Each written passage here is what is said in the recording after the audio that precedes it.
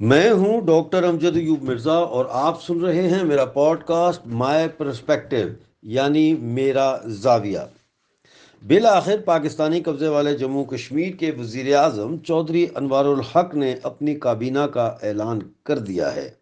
اور آدھے سے زیادہ اسمبلی ممبران میں 29 وزارتیں یوں تقسیم کی جیسے کوئی ریڑیاں تقسیم کرے۔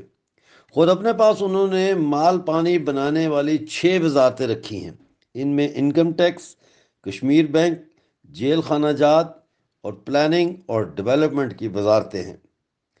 چند دن پہلے ہی وزیر اعظم کی مقبولیت پر سوال اٹھنا شروع ہو گئے تھے اور پوچھا جا رہا تھا کہ آخر کیا وجہ ہے کہ وزیر اعظم نے ابھی تک وزارتیں نہیں بانٹیں۔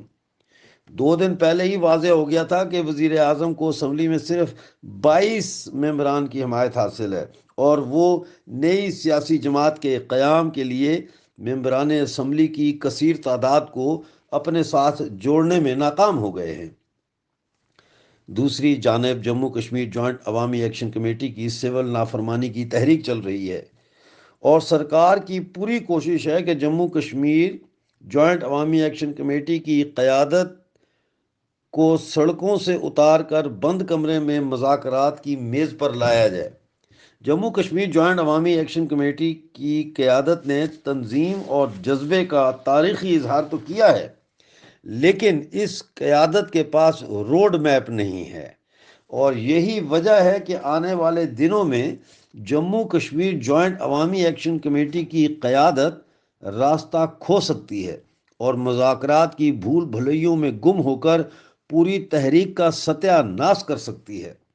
اسی خطرے کے پیش نظر میں نے یہ اپیل کی تھی کہ بجلی کے بلوں پر لگائے ظالمانہ ٹیکسز کے خلاف نعرے لگانے کے بجائے اب وزیر اعظم اور اسمبلی کے استعفے کا مطالبہ کیا جائے تاکہ جموں کشمیر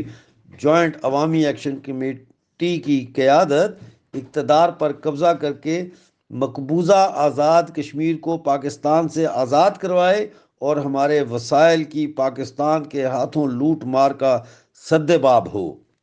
لیکن تاحال اس نعرے کو جموں کشمیر جوائنٹ عوامی ایکشن کمیٹی کے اولین نعرہ کی حیثیت سے نہیں اپنایا جا رہا، اور یہی وہ غلطی ہے جس کی وجہ سے آزاد کشمیر میں اٹھنے والی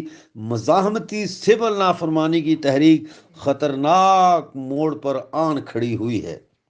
یہ بالکل 1905 والے سینٹ پیٹرز برگ کی کہانی ہے، جب روسی محنت کشوں کی قیادت بادشاہت کے خاتمے کا مطالبہ تو کر رہی تھی، لیکن یہ نہیں سمجھ پا رہی تھی کہ اس نظام کو کس نظام سے تبدیل کیا جائے۔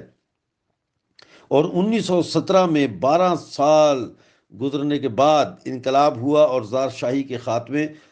کے نتیجے میں انقلابی محنت کش سرکار کا قیام ہوا۔ لیکن پاکستانی مقبوضہ جموں کشمیر کے معاملے میں دوسرا انقلاب آنے سے پہلے آزاد کشمیر کہیں پاکستان میں شامل کروا کے اس کے متنازع وجود کو ہی ختم نہ کر دیا جائے۔ یہ ہے وہ بے چین کر دینے والی تصویر